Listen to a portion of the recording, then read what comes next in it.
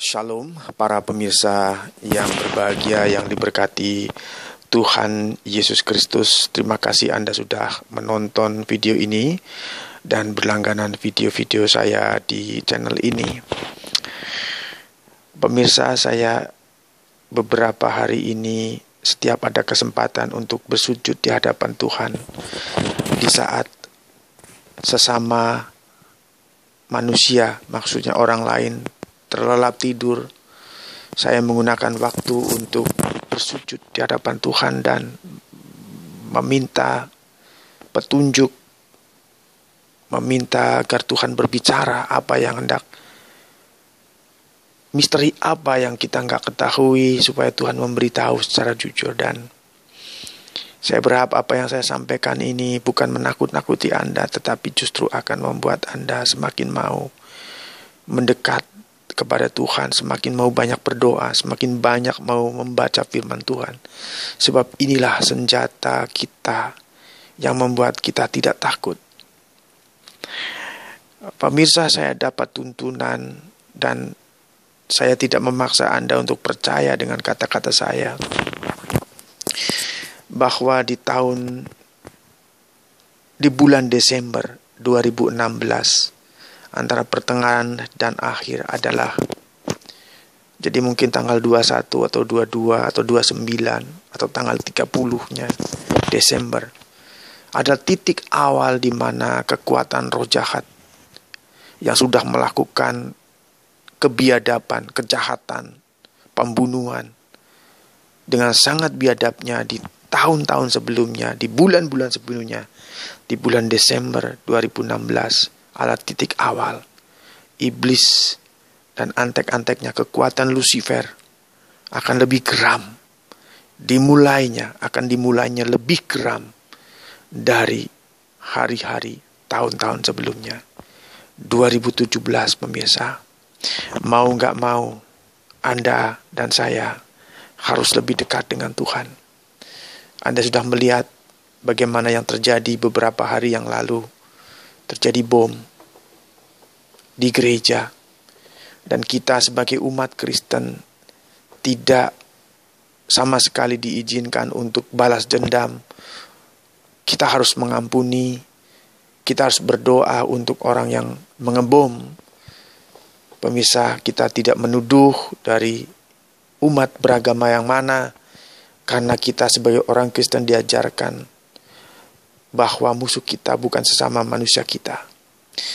Musuh kita adalah kuasa-kuasa gelap, Lucifer, iblis, dan antek-anteknya yang bisa saja memang menguasai manusia untuk mencuri, membunuh, dan membinasakan gereja Tuhan, umat Tuhan.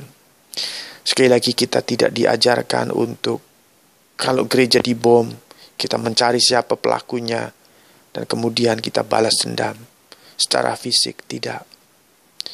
Pemirsa, mulai bulan Desember 2016, iblis akan geram karena dia tahu bahwa kedatangan Isa Al-Masih atau Yesus Kristus yang kedua kali sudah semakin dekat. Saya nggak tahu kapan, jujur, tetapi jelas sekali bahwa kebrutalan iblis yang bisa menggunakan manusia, tentu siapa itu saya tidak bisa sebutkan di sini. Yang bisa saya sampaikan adalah ada satu senjata kita yang paling ampuh, senjata pamungkas. Bukan kita siapkan pedang di rumah kita, bukan kita siapkan pistol di rumah kita, sehingga atau di tempat ibadah kita, sehingga kalau ada manusia lain dari orang yang berbeda dengan kita, yang datang hendak membunuh kita, kita bunuh terlebih dahulu.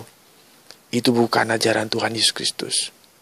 Senjata yang saya maksudkan adalah Anda dan saya mendekatkan diri kepada Tuhan, berdoa, sehingga Anda akan diberikan kemampuan untuk tidak takut dan gentar menghadapi tekanan-tekanan dari iblis, menghadapi intimidasi. Hamba-hamba Tuhan akan banyak yang terintimidasi ditakut-takuti. Gereja Tuhan akan banyak mengalami ketakutan jika tidak berdoa, tidak kuat berdoa. Ini akan merajalela kemana-mana pemirsa. Hanya satu senjata kita.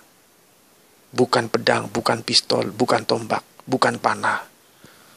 Berdoa sampai kita bisa berkata, Bapa, Bapa, ampunilah mereka.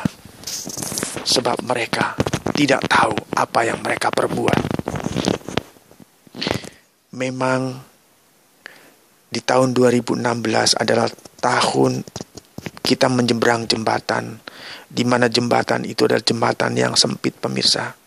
Ini pun kita harus intim bergaul karib dengan Tuhan, minta penyertaan Tuhan, minta dukungan Tuhan. Dari jembatan ini, Anda ada di sini, Anda harus menyeberang ke sini, Anda berjalan. 2018 adalah tahun kemakmuran. Memang ada penganiayaan. Tetapi Tuhan Yesus berkata, barang siapa mengikut aku, ia yang telah meninggalkan bapaknya, ibunya, saudaranya laki-laki, saudaranya perempuan, rumahnya, maka pada zaman ini, ia akan menerima 100 kali lipat. Baik di dunia ini maupun di kehidupan yang akan datang. Apa yang dimaksud? Apakah kemudian kita akan punya rumah, 100 rumah? Kita akan punya saudara, 100 saudara? Yang dimaksud adalah kita akan punya banyak saudara di berbagai-bagai tempat. Pada waktu kita menginap di rumah mereka, kita tidak perlu menginap di hotel, walaupun fasilitasnya adalah fasilitas hotel. Kita akan punya banyak saudara kalau kita meninggalkan Yesus. Bukan meninggalkan Yesus, meninggalkan banyak hal karena Yesus. Maka Yesus berkata, ia akan menerima 100 kali lipat. Saudaranya, ibunya, bapaknya, atau hal apapun yang sudah ditinggalkan. Kita akan menerima kelipatannya 100 kali lipat pemirsa. Saya yakin sekali bahwa kalau orang berjalan melewati jembatan atau orang maraton, ada yang cepat larinya, tapi ada yang lambat. Orang yang menyeberang jembatan yang sempit, ada yang terjatuh dan gagal menyeberang sampai tujuan. Yang jatuh berarti, mohon maaf saya sampaikan, mati. Terhanyut oleh arus dunia ini. Saya tidak katakan terhanyut oleh angin, oleh air pemirsa, oleh arus dunia ini terhanyut. Karena kenikmatan dosa, terhanyut oleh karena mengejar harta dunia ini. Mari pemirsa, sekali lagi saya mendorong Anda dan saya pribadi dan kita semua. Saya banyak bersujud di hadapan Tuhan beberapa hari ini. Dan saya berharap ini tuntunan Tuhan dan Anda percaya. Kalau tidak percaya, saya tidak bisa berbuat apa-apa. 2017 kita harus lebih dekat dengan Tuhan dibanding dengan tahun-tahun sebelumnya. Pemirsa yang baik, pemirsa yang budiman, pemirsa yang diberkati Tuhan Yesus. Anda sudah lihat sendiri hamba-hamba Tuhan meninggal pada saat usia masih muda. Seorang hamba Tuhan besar bernama Bapak Petrus Agung.